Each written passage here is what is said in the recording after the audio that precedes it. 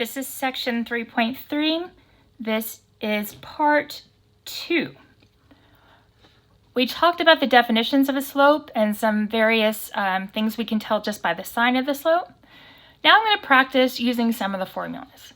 We are asked to find the slope of the line that passes through these 2 points. Okay. Now I've written our formulas on a note card here so I can just drop them and refer to them easily every time we need them.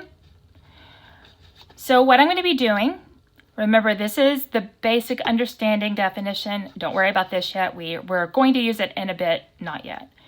This is for graphing. This is when you have 2 slopes, or 2 points. Sorry, I misspoke. Okay, now you might be wondering, how do you know which of these is y1, x1, y1, and which of these is x2, y2? And the truth is, it does not matter. I will work this one twice just so you can see that we get the same answer no matter what. You cannot really make a wrong decision here. So the first time through, I'm going to say this is x1, this is y1, this is x2, this is y2. Okay? So if I'm using the formula, m equals y2 minus y1. y2 is -5. Minus y1, y1 is 0, over x2 minus x1. x2 is 0, minus x1 is -8.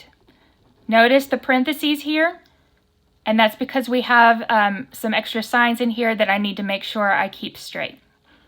Now let's do the arithmetic here. -5 minus 0 is -5. 0 minus a -8 is the same thing as 0 plus 8, which gives me -5 over 8. So the slope is -5 over 8. Okay, so I said I would work it again. So I'm going to use a different color. And let's say I label this one x2, y2, and this one x1, y1. The main thing is that you keep your 2's together and your 1's together. Now I'm going to use my slope again, the same formula. y2 minus y1. 0 minus y2 minus y1, so minus a -5, over x2 minus x1, so -8 minus 0. Arithmetic now. 0 minus a -5 is 0 plus 5. -8 minus 0 is -8, which gives me 5 over -8. Okay, these two values are exactly the same. I've said this before. I will end up saying it several more times as we go along. A negative off to the side of a fraction is the same as a negative in the top of a fraction is the same as a negative in the bottom of the fraction. These are all equivalent. If you think about this as divisions, which of course fractions are, and you think about dividing a positive by a negative, it's going to give you a negative answer. If you divide a negative by a positive, your answer is negative. So numerically, all of these are equal. For whatever reason, we don't see the negative written in the bottom as much as these two. It's just custom, I guess. Okay? So let's work this problem. Again, it does not matter which way you call it, which way you label it. After you get a lot of practice, you may find that you start to look at the arithmetic and set it up whichever way the arithmetic looks easier for you. I don't want you to stress about finding the quote-unquote best way to get it done. Not at this point.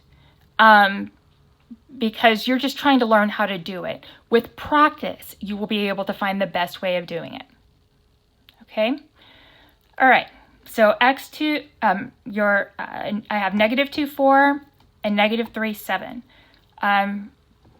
Let's say this is x1, y1. This is x2, y2. Just make sure your 1's are together and your 2's are together. Now use the formula. Your slope is equal to y2 minus y1, y2 minus y1. 7 minus 4 over x2 minus x1. So I have negative 3 minus and negative 2. Parentheses, being careful with my signs. Now the arithmetic, 7 minus 4 is 3. And this is the same thing as negative 3 plus 2, which gives me 3 over negative 1.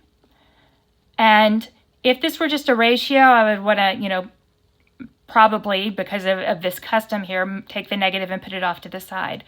But because it's a slope, we are allowed to deal with ones in the denominator.